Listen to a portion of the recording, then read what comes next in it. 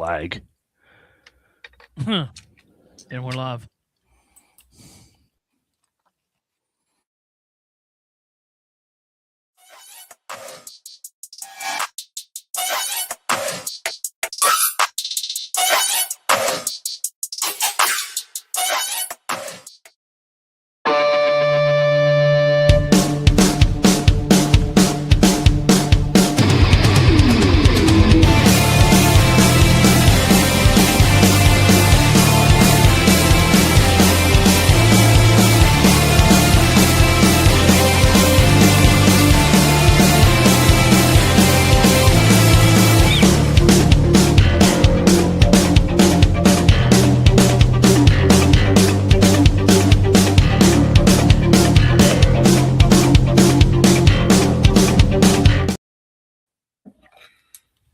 And good morning and welcome to another edition of the Saturday Sports Show. Ladies and gentlemen, my name is Ralph Williams. I am the host of the Saturday Sports Show. And yeah, what do you want to talk about? And let us talk to you. I am the revolutionary. I am the visionary. I am Ralph Williams. It's great to be here every Saturday morning, 10 a.m. for the Saturday Sports Show with me, Ralph Williams, Pensman Sports, Brian Pettit, and Leo Haggard. Reigns. So we are going to be talking today about the NHL playoffs, NBA playoffs, some of the NFL schedules. We had a special schedule show last night. I want to thank everybody who participated in that last night, and also for the shorts that. Everyone, we had over 400 on a couple of the shorts, so I want to thank everybody for that as well. And don't forget this morning, we have coming up shortly here, I'm hoping here we're having some technical issues with Rod Peterson, and I'm going to try to see if I can get him on by phone because we're having technical issues getting him on otherwise. So, okay, there we go. All right, hang on a second here. Pensman, oh, wait, there's Leo. Leo Haggerty's joining us. Leo, welcome to the program, Amped Up Sports. How are you? I am fine. How about you? Good. You guys go ahead and do your opening monologues. I got to go off the air for a minute, take care of something here for our guest. So, who will be coming up in a moment here. Okay. All right. You got it, Pensman. Let her rip. All right. Go ahead, Leo.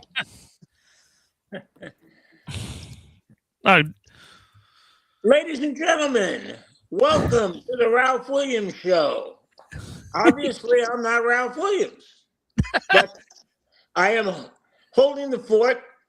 Ralph's taking a 30-second timeout. I saw him put his arms out. So I'm Leo Haggerty from Amped Up Sports. Pensman, take it away.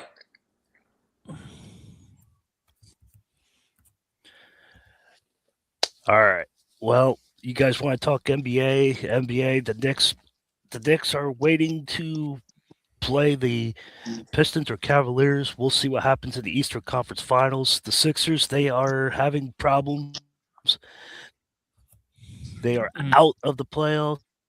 They got rid of Daryl Morey over this heavy Evans saying that. So that is what's going on with the Sixers. We'll see what happens with the Knicks, see if they can get to the finals finally. And that's what I got so far. Yeah, let me kind of chime in on that. Are you okay with your Tampa Bay Lightning being limited? Well, I'll tell you what, if you didn't have a dog in the fight, that was a tremendous example of playoff hockey. I mean, think about this. There was only one time in 7 games that a club had a 2-goal lead. One time. The total goals, Montreal outscored Tampa Bay by 1. It went 7 games. 4 of them. I mean, it was a phenomenal series. It was just insane. Now you're starting to see cream come to the top, but I'm gonna tell you what, Pensman, I picked Vegas to win it all, and I picked Carolina to come out of the East. Now Carolina looks like a juggernaut.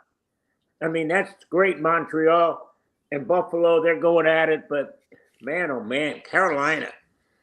And, everybody's saying, why are you not with Colorado? Well, Colorado had such a tremendous start. And it's hard to keep that kind of momentum going for an entire season. And Vegas did the impossible. They actually brought John Tortorella in, I think, with less than 5 games in the season. But Torch knows one thing. I can get you to the playoffs, and I know how to win it. All right, guys, I'm back. Sorry about that. Ralph's back. Our guest is coming up real soon here. Well, Rod you Peterson. should be. And Rod is going to be talking about the NHL. We also, as we're talking about the NBA right now, as I mentioned last week and every week, we have I like the NBA this year with some of the old rivalries back. All right, let's get started with our opening monologues. Pensman, go ahead. We'll start with you. Tell everybody how they can get a hold of you, and good morning. Good morning. You can find me on YouTube on Pensman Sports. You can email me at pensmansports@gmail.com and help me get to 1,200. I am close. More people. Let's get it. Let's get it. 12 more people. 12 more little people. All right. Thank you. Brian Pettit, go ahead. You can find me on multiple platforms. I'm still trying to get everything straightened out. You can find me on X. Just all you got to do is type in Sports Break Media, and also on YouTube at Sports Break Media, and also on Facebook at Sports Break Media, and all the other platforms. Also, the podcast now is up. So the former shows are on there. All you got to do is go in that search bar. They're actually on iHeartRadio, Amazon, and all the other platforms. All you got to do is type in Sports Break Media, and it'll pop up. All right. Thank you, Brian. And then we have Leo Haggerty, and our guest will be ready to come up shortly. Leo, go ahead. Amped Up Sports. How are you today? Tell everybody how they can get a hold of you and what you cover. Go ahead. Yeah. Go to Facebook. We post daily. Got a lot of track and golf videos up with the USF track team and the men's golf team who are competing. I'll tell you what, Ralph, once we get started, we got to talk about the ejection of Wemby, because I think that was just a miscarriage of justice, and I'll hold that till later. Okay. All right. Our special guest today is Rod Peterson. Rod, welcome to the program. It's great to have you. Hi, guys. I apologize for the mix-up there, but we got you now. There you go. We finally made it, man. It's the battle of electronics. All right. Rod covers hockey. He covers the NHL extensively. He also has his own podcast and some shows. Rod, tell everybody about yourself and what you're up to these days. Hey, Ralph. I'm an original Canadian, but I've been in Florida for 6 years. I do a show on Canadian television that also airs in Vegas. It's called The Rod Peterson Show. And Florida's #1 hockey podcast is called Cats and Bolts. We talk Panthers and Lightning. So, all right, that's great. That's super duper, man. Sorry to hear both teams are out. But, Rod, tell us a little bit about the NHL playoffs right now. We're starting to wind down a little bit here. Who do you think is going to win, and who do you think is hot right now, and what's going on? Well, it's we're almost down to the Final Four. Got a huge game in Montreal tonight. Montreal versus Buffalo. The winner, Montreal can clinch and move to the conference final. So all regular season, Carolina was on top in the East, and Colorado was on top in the West. And they've both made it to the Final Four. So Colorado's going up against Vegas in the Western Conference Final.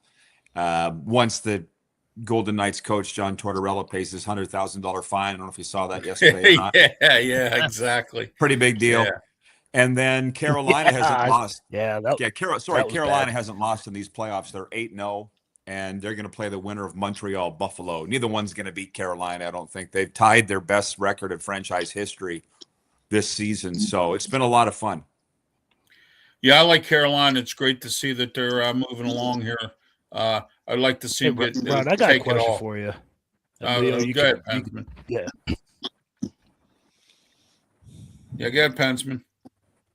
Do you think Carolina's been sitting too long? Because you know what, when teams have been idle, do you think that the Carolina's been idle too long? It's a great question, but I've been doing this a long time. I think any coach would tell you they'd take the rest rather than going to a game 7. You know what I mean? It's the playoffs. It's the Stanley Cup playoffs. It's bruising. It's your energy and health this time of year is way more important than the momentum of going to a game 7 and winning. It's an age-old question. It's a great question, but I think if you're Carolina and you've gone 8-0, you'll take the rest. You know what, Rod? I'm going to chime in and agree with you on that, because if we go back to when the Lightning won their first Stanley Cup against Calgary, they swept the first 2. They went 8-0 again. And Tortorella, he preached that rest was the most important thing.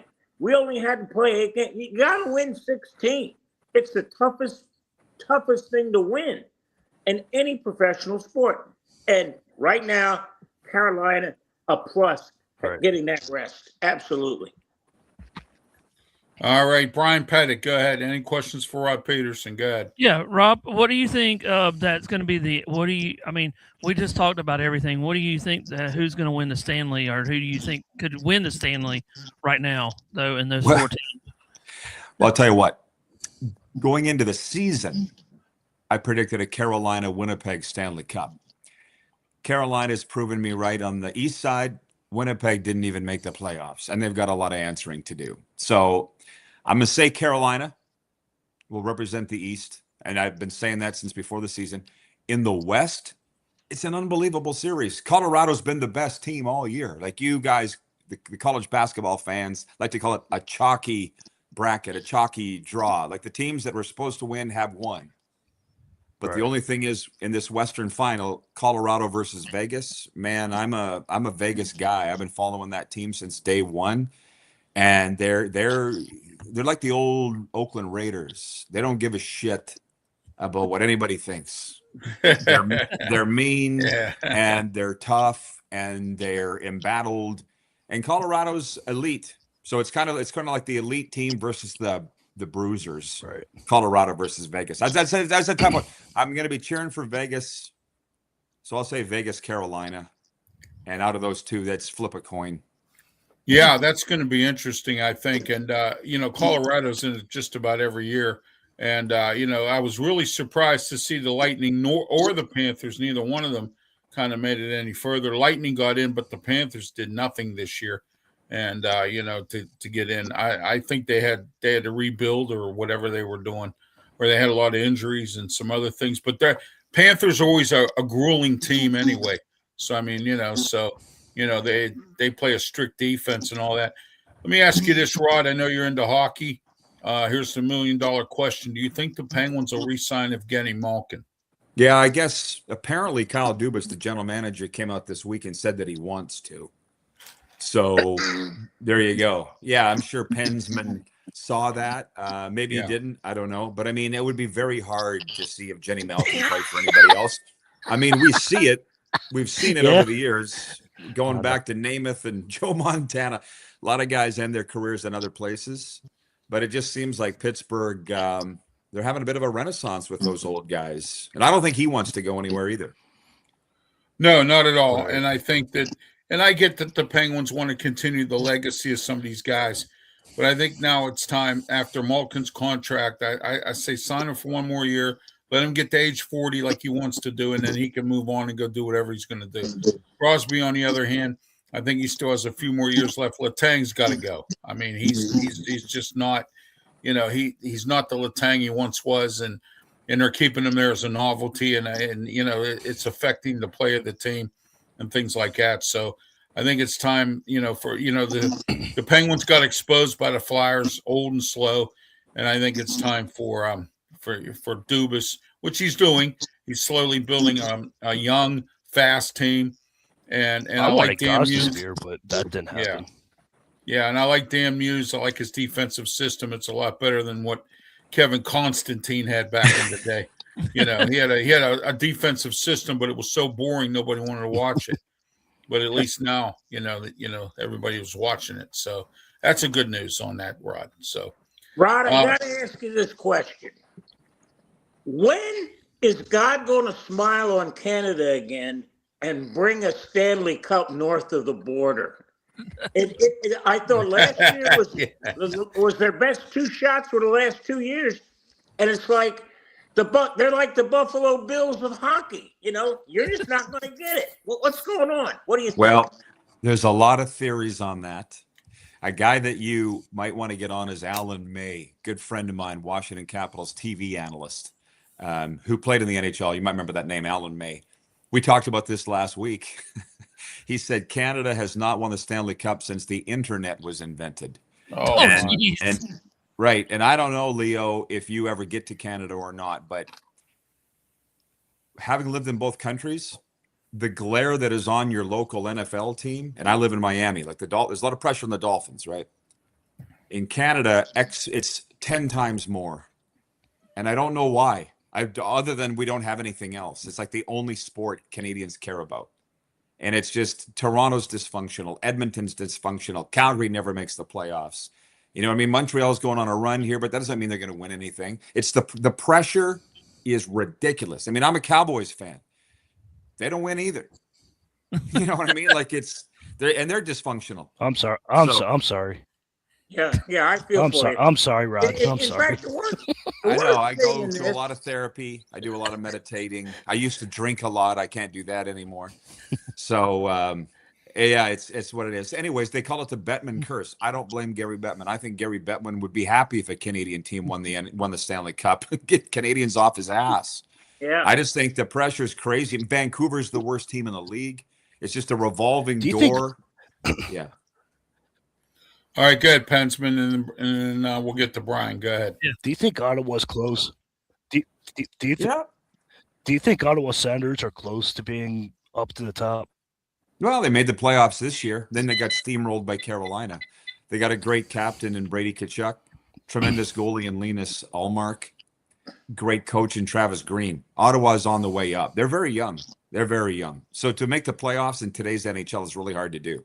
And they just happen to run up against probably the best team in the NHL, Carolina. So Ottawa's definitely going in the right direction. All right, Brian, go ahead. Hey, Rob, I'm trying to get into hockey. I'm not going to sit here and not lie, but I'm actually trying to get in. Pensman's trying to teach me a little bit, but I've always been the one that like the Predators. So, that's where I'm heading to being the Predators fan.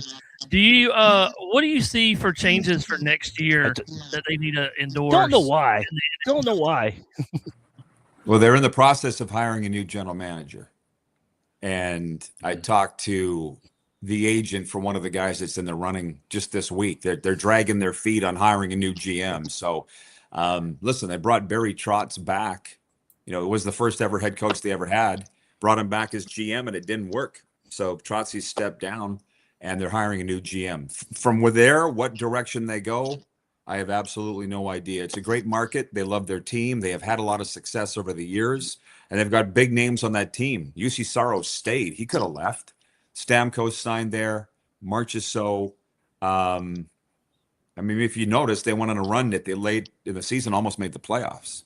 So I'd like to think they're going in the right direction, but they've been pretty up and down the last couple of years. All right. I got to ask you this. Leo. You're in Florida like I am. The Tampa Bay Lightning, they're built for the regular season, but they may not be built for the playoffs. They're a perimeter team. Kucherov and Point. They don't have that grinder. Like the Cowboys. Yeah, pretty much. And when you look at what happens in the playoffs, all teams do is beat up Kucherov, and they put up such a wall in front of their goalie that they block shots right and left. Do the Lightning have to kind of change their process and come up with some grinders in there? Because the times they had real success, and people don't think about this, but I think the big missing piece is Pat Maroon, because you couldn't take any, go after any of the Lightning because Maroon would come out there and be the enforcer. And growing up in Philadelphia, I saw what the Broad Street Bullies could do. Is the hockey trying to get away from that, or does the Lightning need to get an enforcer? Well, number one, you can't compare them to the Cowboys because the Lightning at least make the playoffs. The Cowboys don't. Two, I think there's That's way true. way too much heat on the Lightning for how that first round series went down. Every single game was one goal. I think 4 of them went to overtime. Like one little bounce the other way, and they're still playing. Secondly, they tried to run Montreal out of the rink and be physical, and those young Habs stood up to them. Right. So if you saw any of the year-end media availability, they were lost for answers. John Cooper blamed the hockey gods weren't on their side, and he wasn't wrong. All these fluky, bouncy goals went against them. That's inexplicable. And then Vasilevsky's like, we're saying this every year. We need to change this. But again, 7 one-goal games. They were that close to winning the series and advancing. So they'll be fine. You know, when they were winning Stanley Cups, they were that bruising team and running teams out of the rink. And then they got away from it. The Panthers became that. Yes. You know, they did. Yes. But that's a very, very hard style to play. It and is. you see that it's worn the Panthers out. So the Lightning want to get back to that. Right. You're not wrong, Leo. But I'm just saying there's the heat. It's actually a good thing that there's so many people are talking about it here in Florida. Because from what I understand, over the last 30 years, people haven't. I haven't never seen that. But people care. And they're asking these questions. But I'm just saying, whoa, they were pretty close to winning. It's a fine line in the playoffs. Ron, let me follow that one up real quick. When the Lightning went back to back, no one talked about the amount of games they played. Because when they were in the bubble, they didn't have those players. But it was such a short comeback from there. It was like boom, boom. And they had played a ridiculous amount of games. How much is that wearing on these guys right now, do you think? Well, Pensman asked about the Hurricanes. That's why it's so key to get the rest, especially when you're playing that style and you're just punishing. I just don't think people grasp how hard it is to play that particular style. I mean, when you mentioned being a perimeter team, you're not wrong on that either, but that saves your body. So if you want to stick your nose in there and get physical, that's fine, but it wears you down. Oh, So, yeah, absolutely. Yeah, I mean, I saw with the Penguins the one year in the playoffs, they were worn down because they had to play these back-to-back games and all this other stuff. Didn't have enough rest.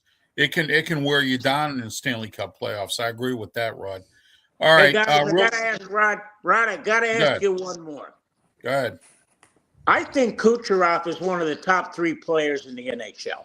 I mean, he's the Magic Johnson of hockey. I mean, he can get the puck to people where no one else can.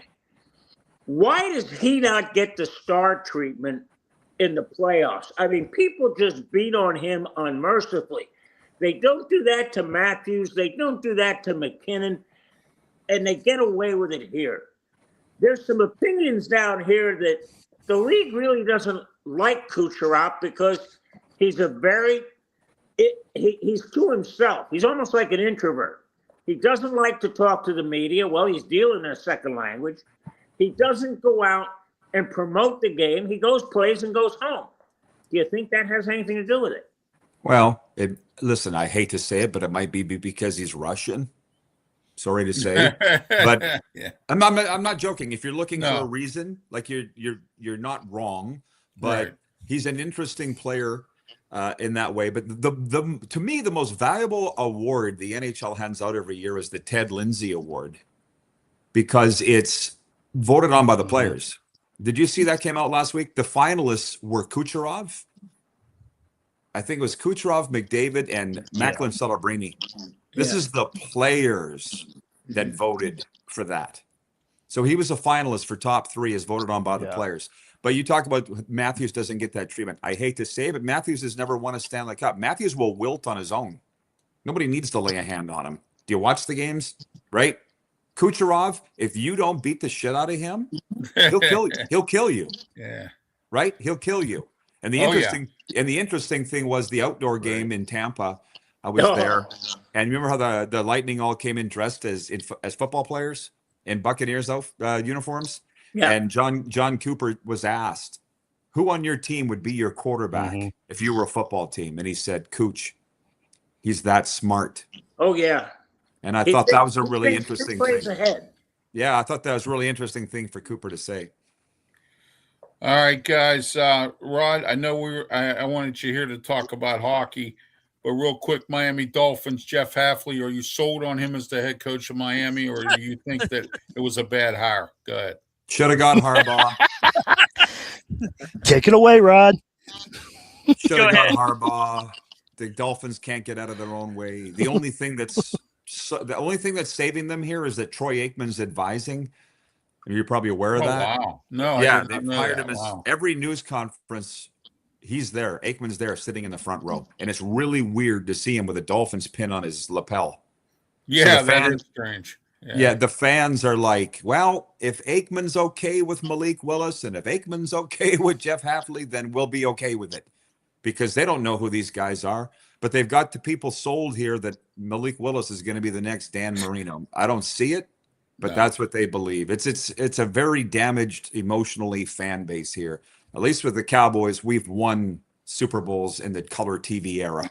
The Dolphins really can't say that. It's a so I'm Yeah, not the Dolphins. The Dolphins haven't won in my eyes since Dan Marino. They haven't won anything, and it's really sad that this is going on here. Real quick, you guys got any questions for Rod about the Dolphins, and we'll let him go. Oh Leo, go yeah, ahead. I got one real quick one, Rod. When is the NFL going to grow a pair and tell Tom Brady you're an owner, get out of the booth? That is such a conflict of interest in my mind. What's your opinion? I love the question. I love it. I can talk about it forever. It's what's best for the NFL, as far as I'm concerned. It depends on your perspective, but clearly the NFL doesn't think it's a problem. From what I understand, it's a breaking bylaws of the league. You're not allowed to do that. Yet it's Tom Brady. So and what everybody else is saying is it's not a problem until the Raiders get good, which I think we all think if Brady is there, they will eventually get good. But it's not like it's helped them. They picked number 1 overall this year. So I don't have a problem with it because I'm a Tom Brady fan. But I can see how the other teams definitely would, and people that don't like Tom Brady. Yeah, I'm not a Brady fan, but I will tell you, he's won. I got a question for Rob. And he did it the wrong way, but that's fine. Go ahead. All right, Rob. I got a question for this one. This is from Dallas. You're a Dallas fan. What do you think about the schedule that came out the other day for Dallas? And what do you think they'll have an opportunity? Because I'm a 49ers fan. I just want to hear Dallas, one of those media guys from, that covers our Dallas. Listen, it's the Dallas Cowboys. Every game's big. I don't like that they don't get a bye till week 14. I couldn't believe that. I'm like, that seems odd.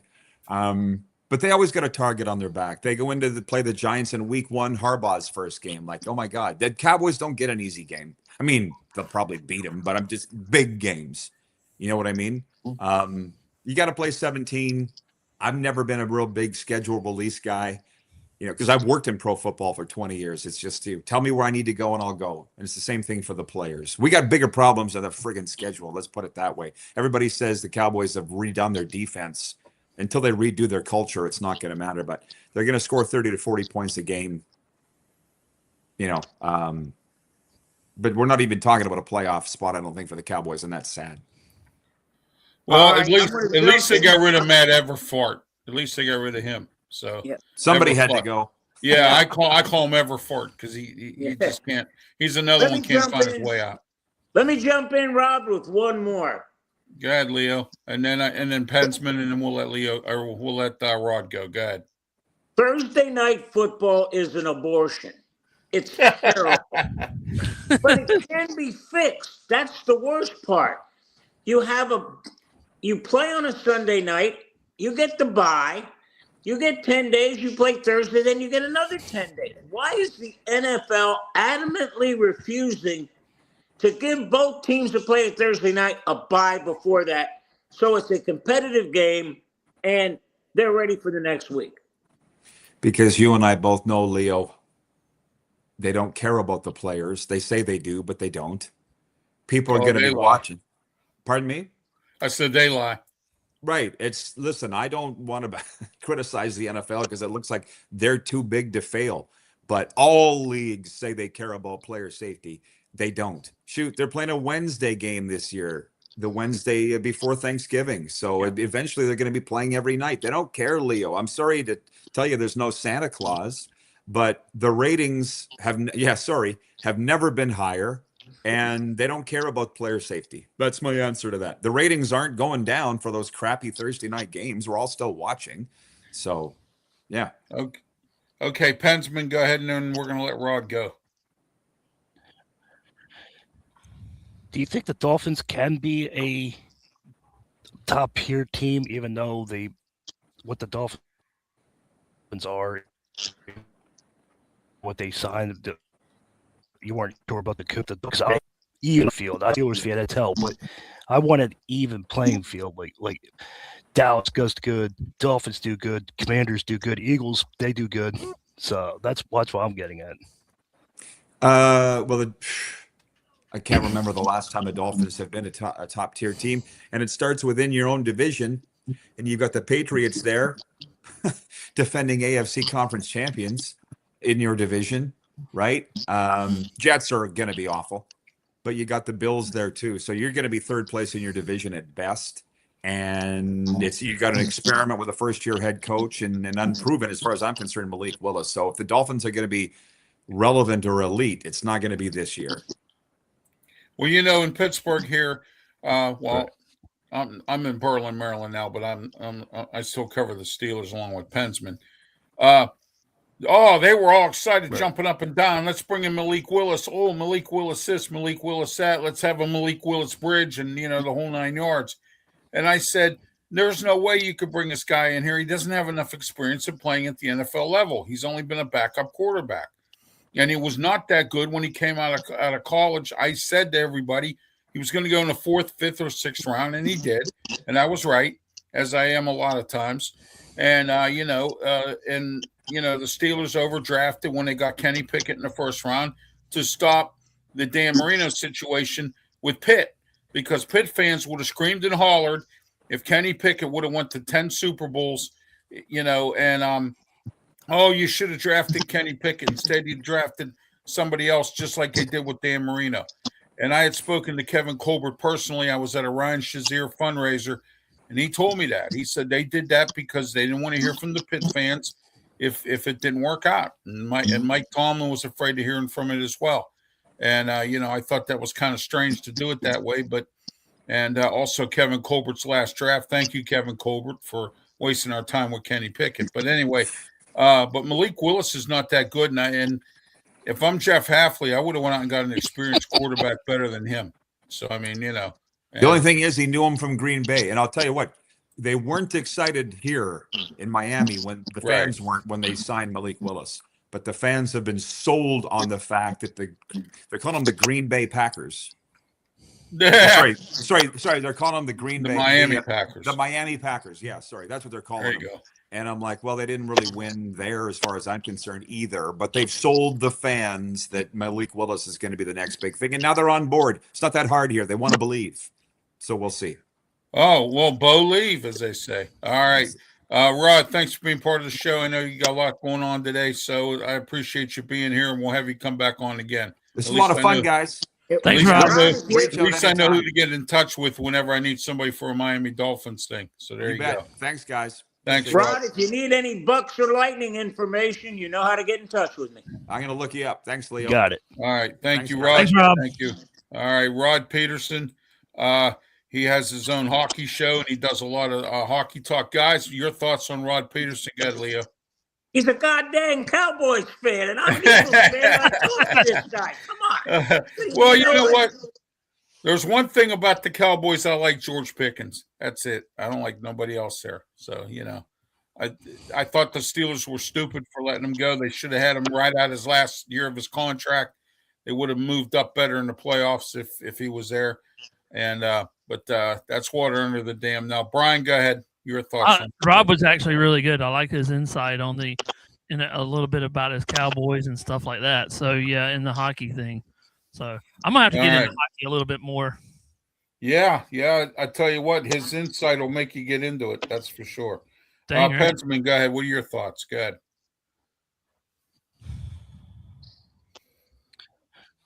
That was a blast in the past. I haven't talked to Rob in so long on the air. I talked to him on when I had social media. I talked to him over there, but he's always the NHL expert. I will try to keep up with him, but yeah, he does circles around me. Even though I do as much hockey I know, he can still do circles around me.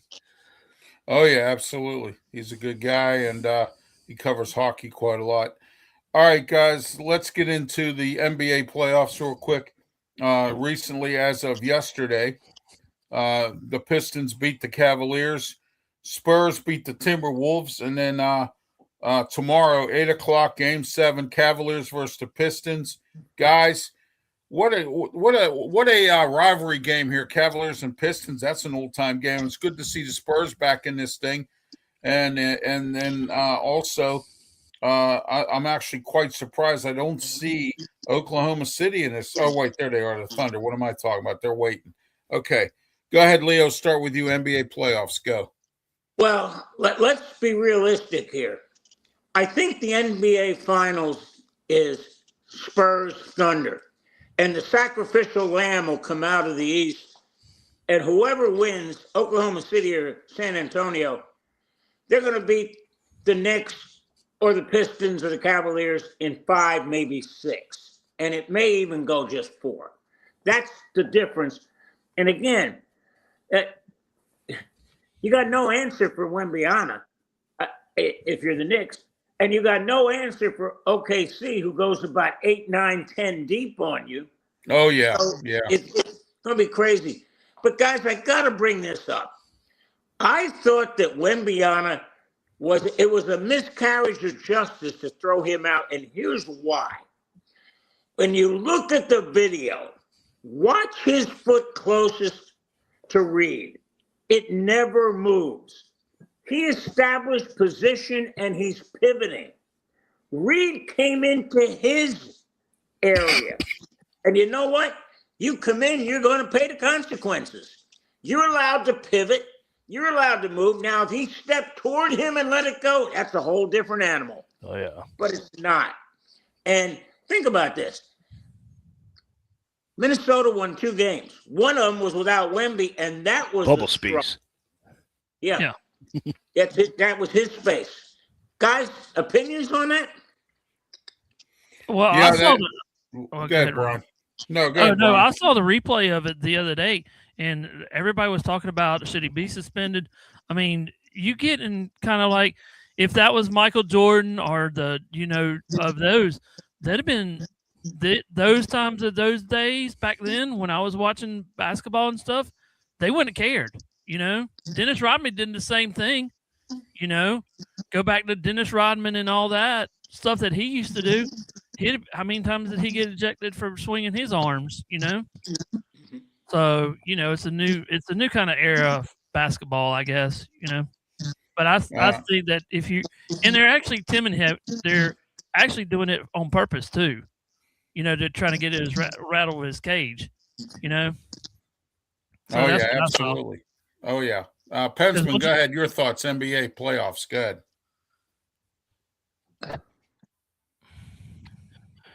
Well, Brian started taking my take, but when Michael Jordan took it, if someone went there, he would have went like this and put his head on his forehead and then back up.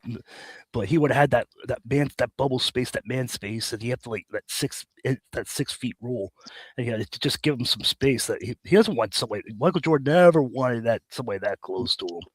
But that's what I was going to take. But Brian started talking about Jordan, but I wanted to piggyback on that. So, but I don't see anything wrong with it. It's a new era. It's a different time. Shaq, back in his time, you saw what Shaq did. If he gets over there, he would bulldoze you.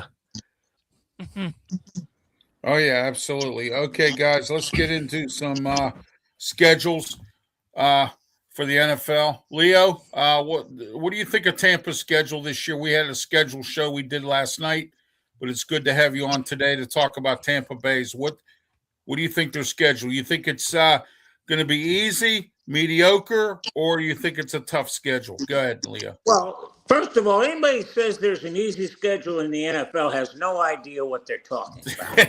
That's what they say, though. I mean, It's a degree of difficulty because you're playing 17 games. Well, did you see the Brown schedule? Look at the Brown schedule. Yeah, but the bottom Dan line, Orlovsky. 11 guys are crossing a different colored jersey. They're getting paid. And here's the thing, and I got to remind fan bases about this. When you have a hard salary cap like the NFL does, if you look at this mathematically, all 32 teams are on an even playing field when it comes to salary.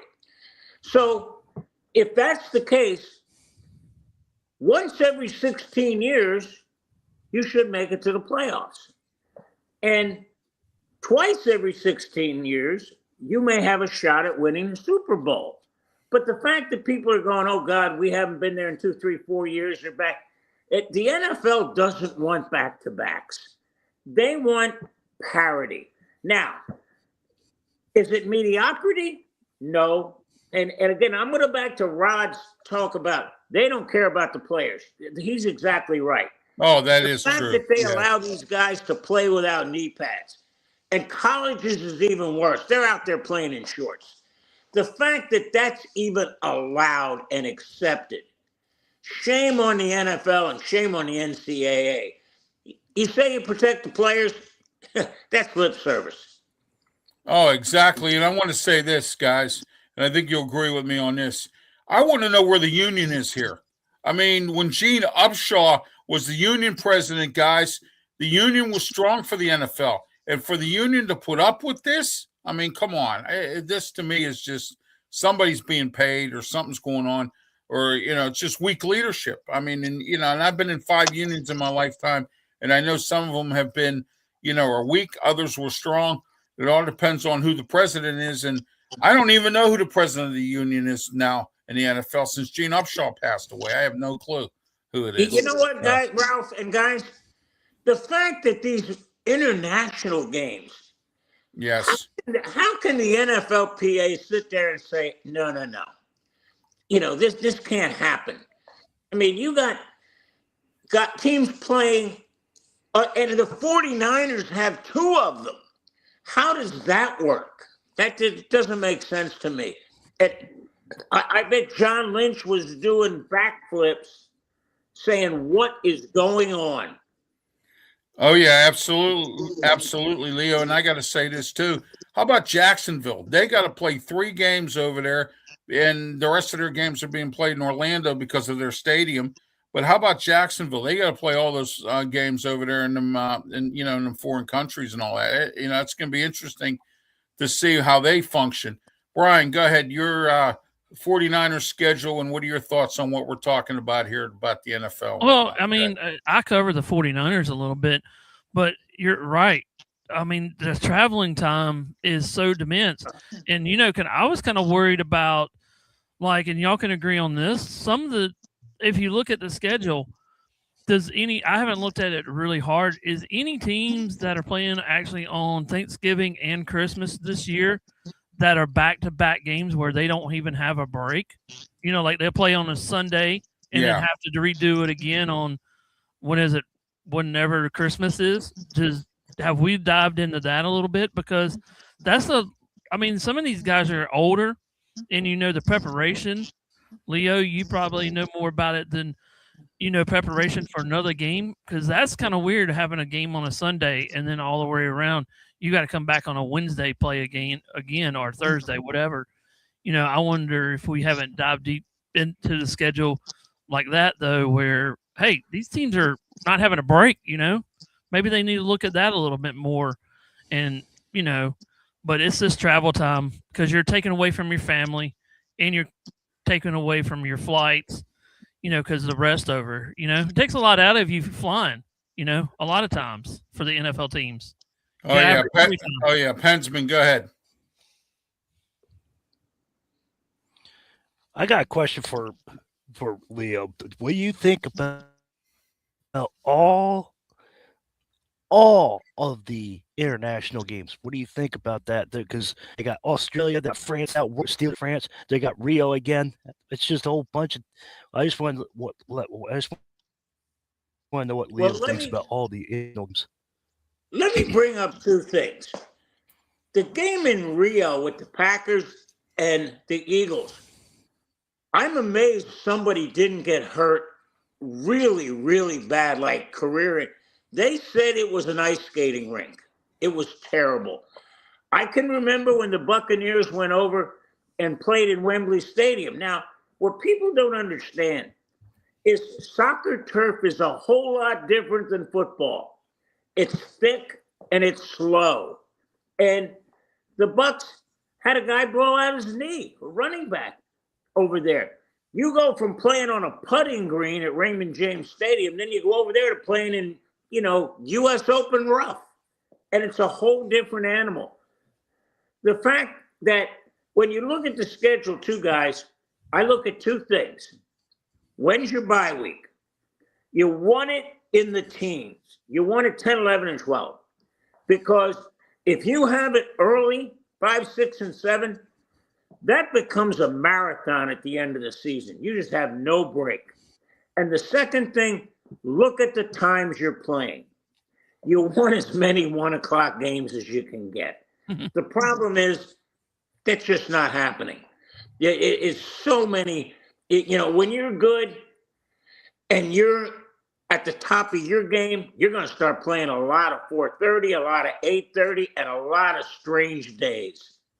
And the fact that now the Steelers are going to Paris this year, guys. Did I read that right? Yeah, they're going to Paris. They're going to play. They're going to play the New Orleans Saints. Yeah, and Saints. exactly. Yeah. Where are they playing at Olympic Stadium? Yeah, they are. Yes. Lovely. And the problem I have with this, guys, and I think you'll agree with me on this too. Now the NFL wants to have right underneath the Eiffel Tower. Oh, yeah, exactly. Anyway, the NFL wants to.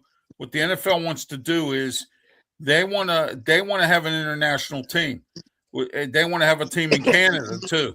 They want to have a team, like London or something. And I want to know how the NFL thinks that they can have a steady team over there like that and have them traveling across the pond back and forth. It makes no sense to me. And I get the NFL wants to cover their bases. They want it all. They can't have a little bit. They got to have it all.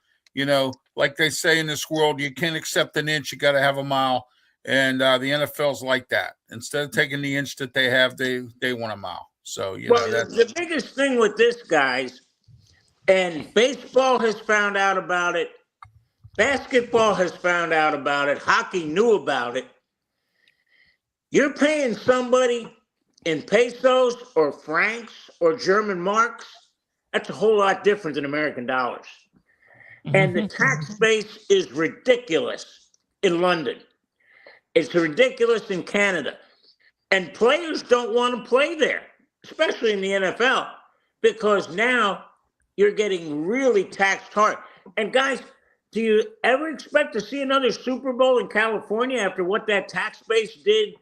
Sam Darnold, it had cost him $61,000 to play in the game, and he won. Duh. Oh yeah, absolutely, and we'll see what happens, and we'll see what happens with that as well. The NFL's exploring other options. A lot of teams are now getting dome teams. They're going to start going into different cities now with the Super Bowl. Chicago's talking about a dome stadium. Cleveland's got one in the works. Several other teams are looking at dome stadiums and whatnot. Real quick, Leo, I hear a story that about the Tampa Bay Rays and they want a new facility. Ralph, I'm ready for this. All right. Tell us a little bit about that real quick, and then we'll get into our closing segment. Go ahead. Well, the big thing about the Rays is they want tax money.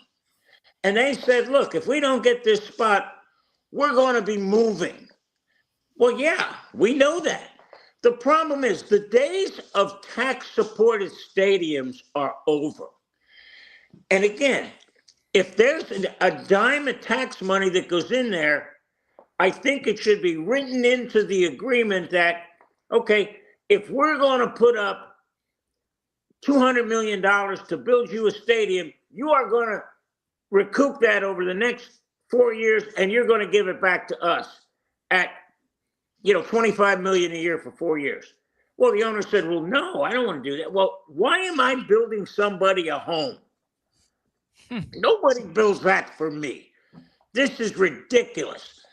They came up with an agreement. Now, I don't know if this is going to have to go through the taxpayers again to decide whether they want to do that. When the Buccaneers built their stadium, it went through the first time a $1 million tax increase for schools. It got defeated 2-1. When they attached the stadium to that, catch this now, when they got done counting the vote, the people approved the stadium built for the Bucks, 50.5 to 49.5. It wasn't an overwhelming majority. The same thing they're thinking about here is that, and again, it looks like it's going to make it, but I want to see what happens as to how that tax money is going to pay for it. But that's what's going on with the Rays. Hey, Ralph, I got a question for Leo. Real quick. Go ahead.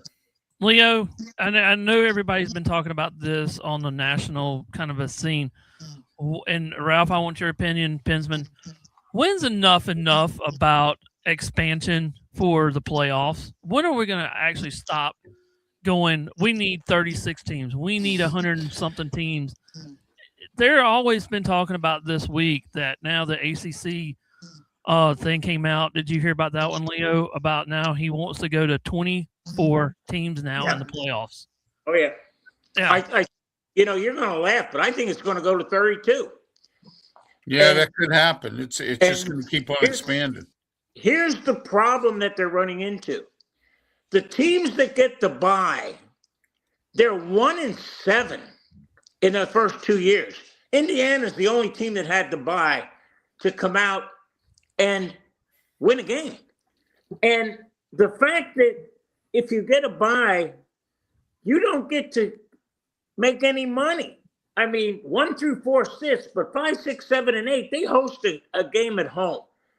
I think what you're going to see is they go to 16, which may be next year, not this year, next year. I think you're going to eliminate the byes, and one will play 16, two will play 15, but the first 2 rounds will be at the stadium of the lower seed. So they'll be making money hand over fist there as well. And I honest to God think, guys, in my lifetime, this may happen. They're going to go to 32 teams in football simply because of money. They need it because they have no ceiling on what's going on with these NIL agreements. And you're going to see basketball probably go to 122. That they're going to just have one play 122, two play 120, and just go 2 because the money is too ridiculous. They could give a rat's patoot about the players, about whether it's worth it. They need the money. And that's why you see an expansion, because it's out of, look what's going on with Ole Miss.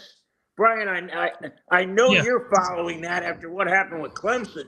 Oh, yeah. I mean, Texas and LSU and Mississippi, man, oh man, I think they're going to declare war any day. It's crazy.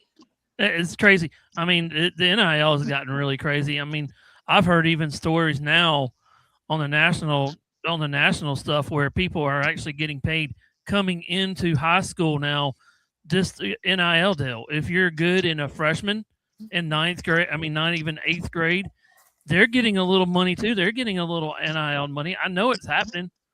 You know, well, it's legal in Florida now. Yeah, they made it illegal. So yeah, I mean, these kids are making it out of. I mean, even in 9th grade, you know, they're gonna. If you're a great basketball player, hockey player, or whatever, you're coming into 9th grade, you're gonna have an NIL because all these softball players that are coming up through the ranks now, you know, their scouts gonna be out there going, "Hey, come to my school. Here's a little money. Let's get you an NIL deal." You know, hey guys, here's the worst thing of this. There is no camp on being what they call agents. Yes, exactly. In the NFL. Exactly. In I've the been NFL, barking it's about 3 or that for 4%. years, Leo. Been barking about it for years. There's Yeah. no cap. There's no structure. There's And nothing. you're still going. You're still going. Exactly, Pensman. You're right. Pensman, your thoughts on this, and then we're going to our closing segment. Go ahead.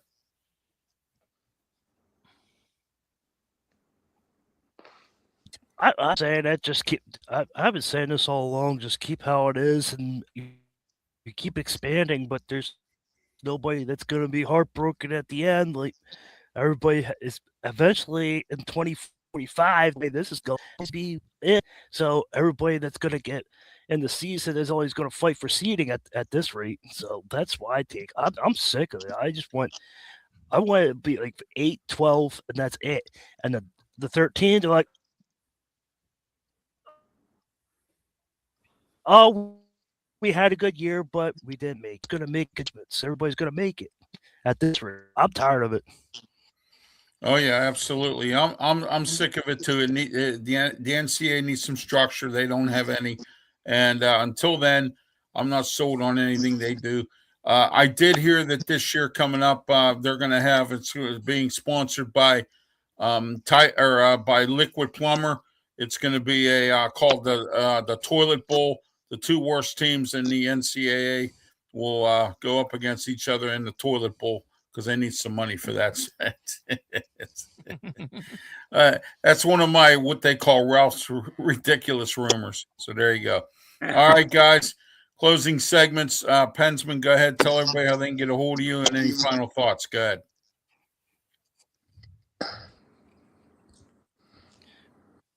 You can find me on YouTube at Pensman Sports. You can email me at pensmansports@gmail.com.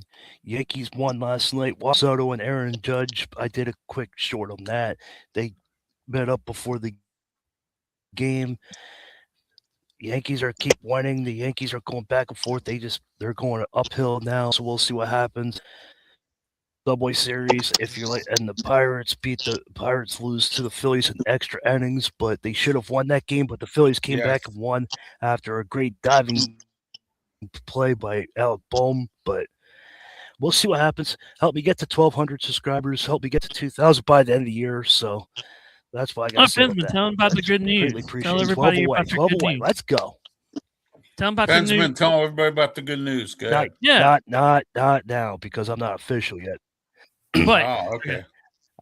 I am the now NHL expert on the Draft Nations. So that's great. So yeah, that's great, Pensman. There you go. Congratulations on that. Thank you.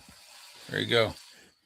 All right, Brian. Go ahead, Brian Pettit. Your closing statements or closing thoughts, and tell everybody they can get a hold of you. Go ahead. It's been a great Saturday, but no, you can find me on 27 Sports Break on my X. You can find me on Facebook at Sports Break Media, and also I'm doing the Discord, so you can actually find me. I haven't got anything else, but no, I had a great show, and I hope everybody has a great Saturday and Sunday. The Indy 500 qualifying is today at 11 today and at 4 o'clock, and then next week we got the Indy 500 and also the Coca-Cola 600, which I will be actually doing next Sunday. So I'll be doing the reaction to those races. All right. Thank you. Go ahead, Leo.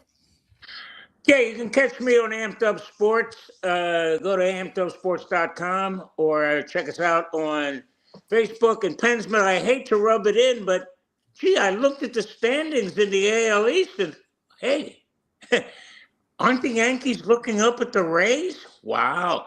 And one other thing. Go ahead. One other thing. Yeah, hey, I'm not going to have for too many now. times where For now, it's still early. It's still early. Oh, yeah.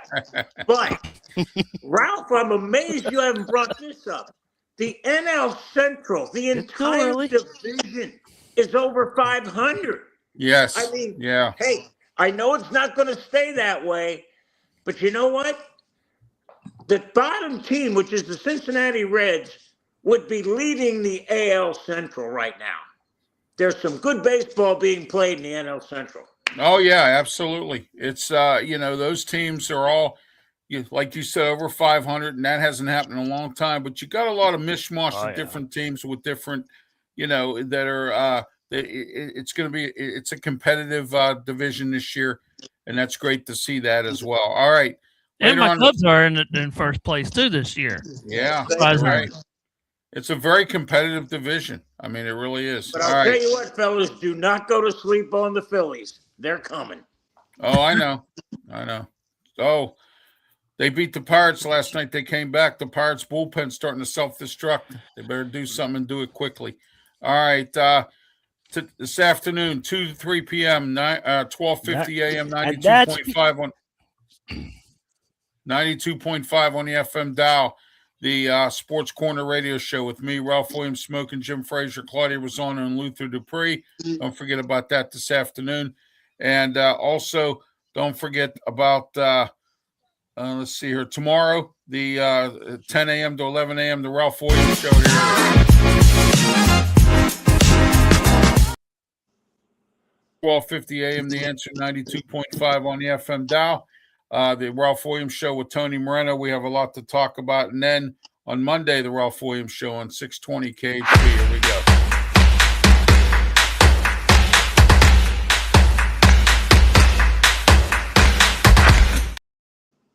All right. And don't forget all my other shows on my social media platforms, YouTube, Facebook, Twitch, Twitter, X, the Kick Network. I'm also on Getter and Rumble. And I'm also on Discord as well, Brian, but I haven't been on for a while since the last one I worked with Highway Radio Hits, but I haven't been on there for a while. So we'll get to that soon. Discord as well. So, all right. Ralph, real quick Leo. before we go. The PGA, Aramineck 1, Players nothing. That course is kicking their behind. Oh, yeah, absolutely. That's in Philadelphia, the city of brotherly love. So there you go. And speaking of Philly, on Wednesday, I get some brotherly love, the Ralph Williams Show. Here it is.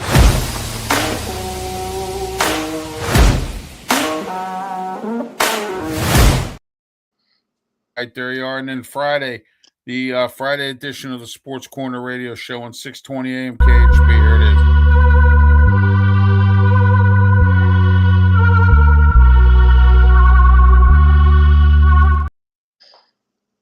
Right. For Pensman Sports, Brian Pettit, Leo Haggerty, thank you again to Rod Peterson for being on the show today. We're going to try to have some more guests as we go along. And until next Saturday, 10 a.m. And don't forget tomorrow night, 8 o'clock, the UFL Weekly. And then starting after the UFL season concludes and ends, we're going to have a show on Sunday night at 8 o'clock called Anything Goes.